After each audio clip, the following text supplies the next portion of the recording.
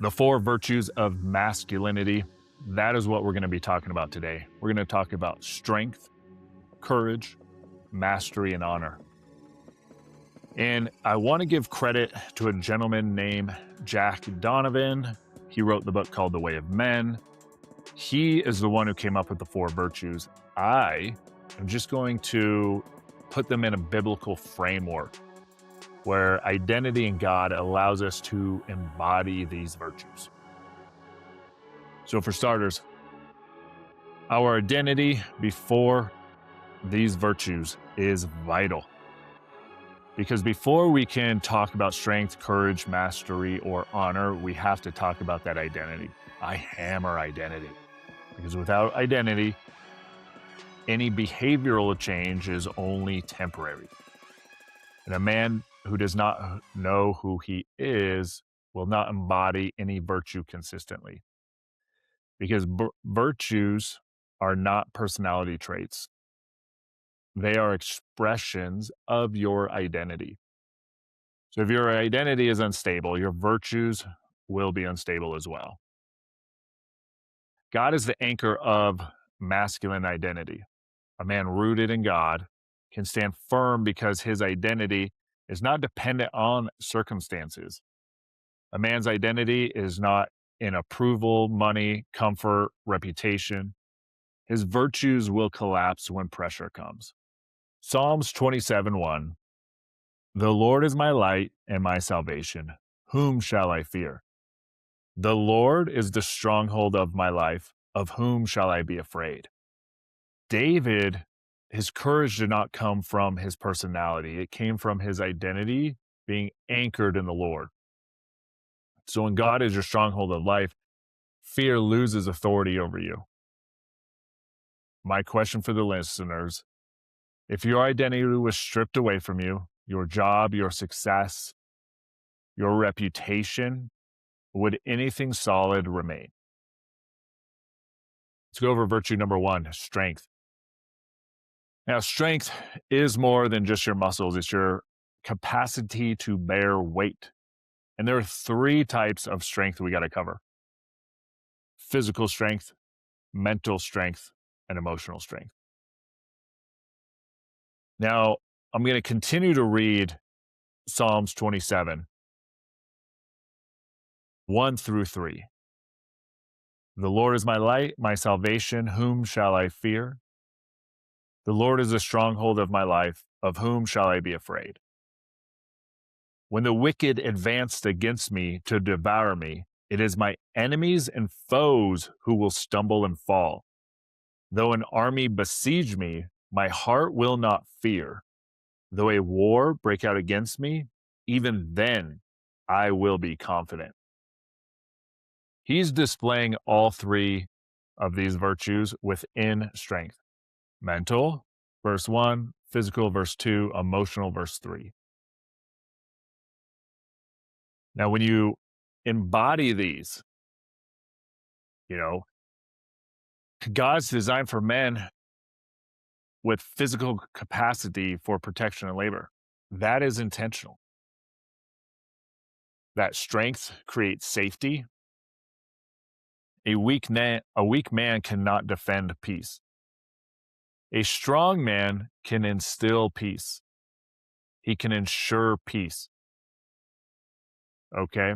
In Psalm 18, 32-34, it is God who arms me with strength and keeps my way secure. He makes my feet like the feet of a deer. He causes me to stand on the heights. He trains my hands for battle, and my arms can bend a bow of bronze. David was a warrior. He was a masculine man. And masculinity is not soft, but it is not chaotic. We have to think of mental strength as well, because mental strength is clarity under pressure.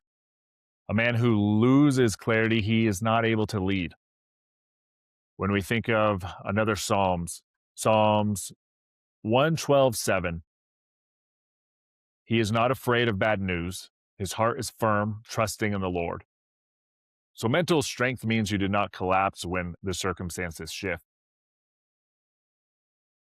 right? Mental strength is thinking long-term legacy, and the understanding of that. You're not shaken. And then we have emotional strength. Emotional strength is the ability to remain steady when others are not.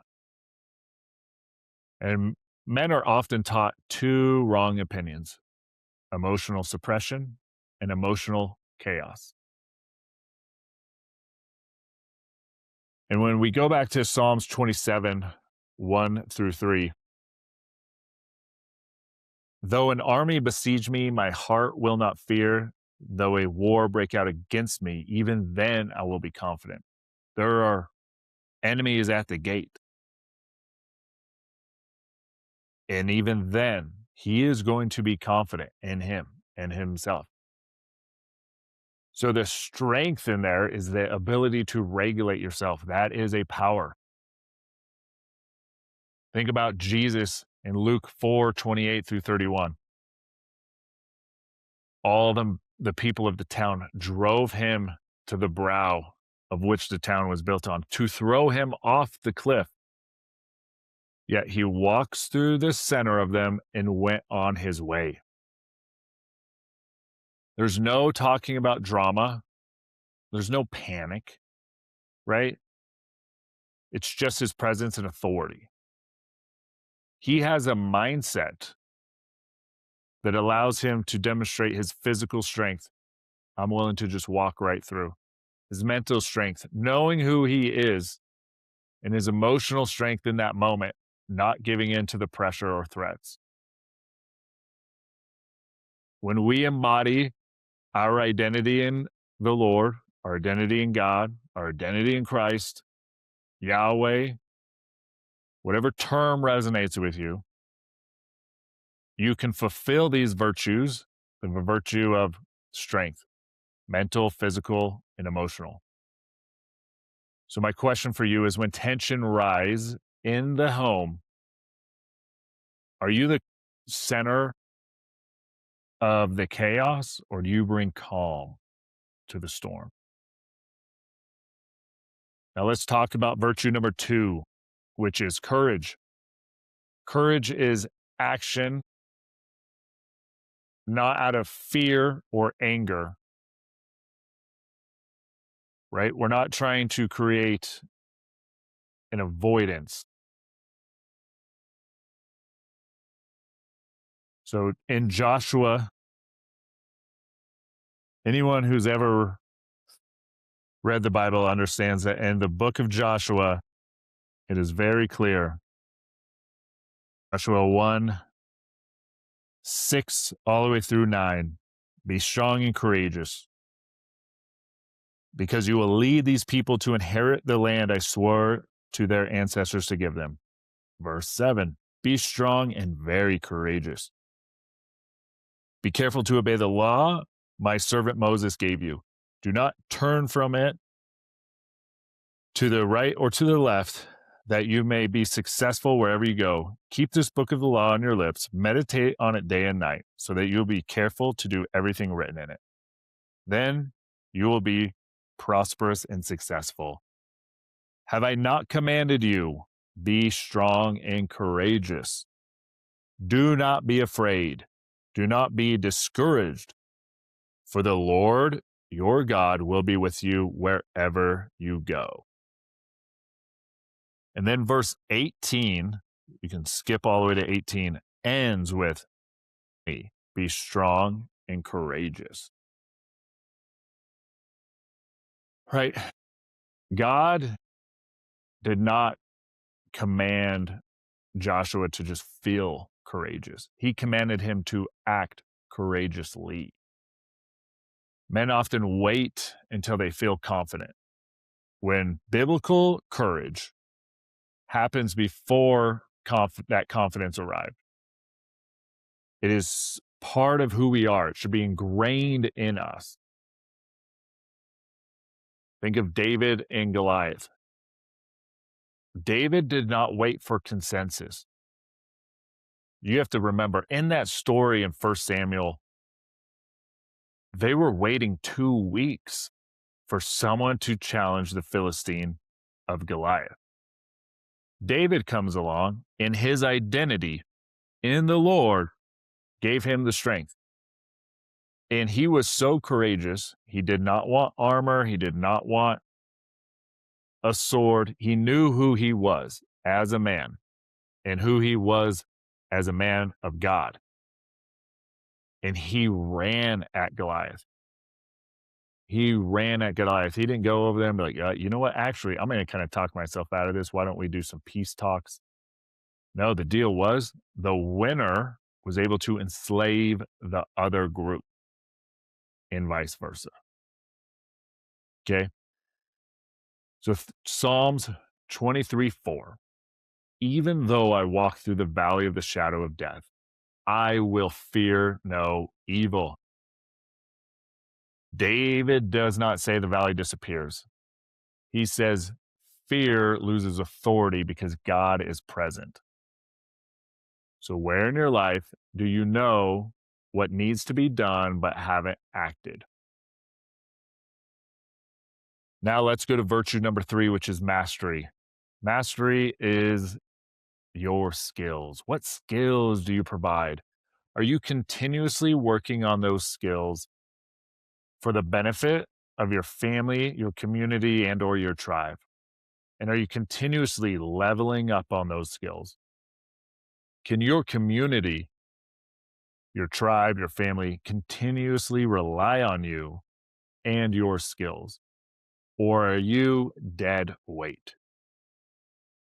And God, he puts that like pursuit of excellence. He puts that in our hands. Like we have the ability to pursue excellence. We're going to jump again to the Bible. We're going Proverbs 22:29. Proverbs 22:29 says, do you see someone skilled in their work? They will serve before kings. They will not serve before officials of low rank. Your skills matter, and God will honor those skills. Mastery requires time, discipline, and humility. So, another example, David mastered his slingshot long before he met Goliath. Mastery is what you do in private before those public moments. What are you doing behind the scenes? Right? I remember Usain Bolt, fastest man to ever live, right? Multiple gold medals. He said the race is the easy part. The hard work is what nobody sees. It's behind the scenes. So again, Psalms 144:1. Blessed be the Lord, my rock, who trains my hands for war, my fingers for battle. God does not only give purpose, he trains men to be competent. So, what skills are you currently sharpening that will serve your family today, tomorrow, and even 10 years from now? What do you provide? Virtue number 4 is honor. Honor, honor is integrity lived publicly. It's alignment between your words, your actions, and your responsibilities. There used to be a time in history, in the medieval times, when honor was such a high regard, it was considered treason if you lied. Think about that.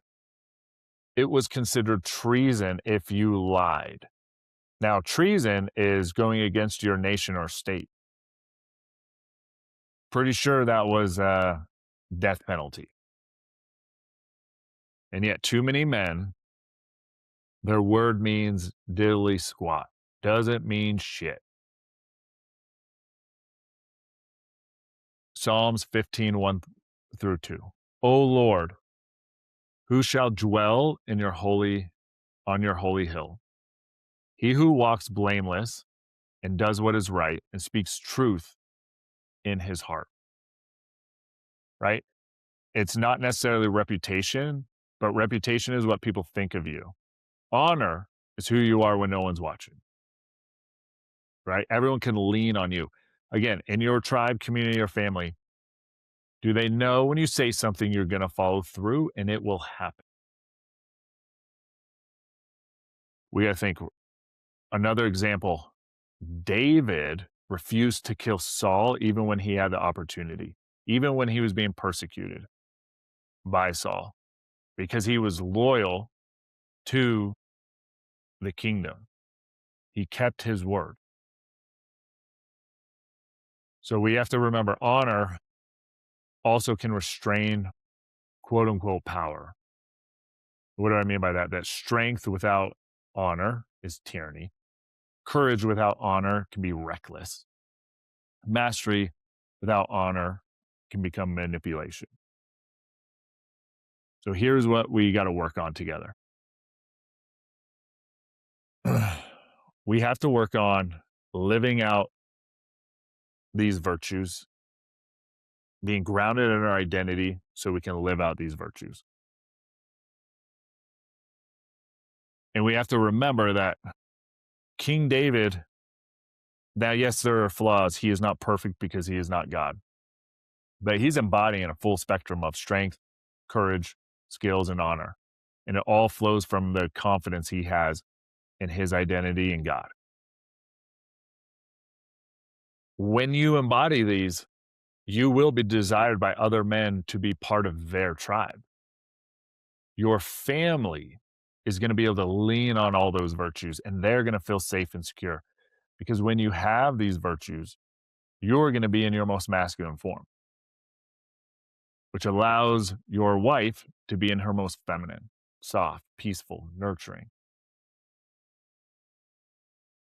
And then you can go and teach your son and multiple generations to also know what it looks like to have a grounded identity that can never be taken away and embody these virtues of masculinity.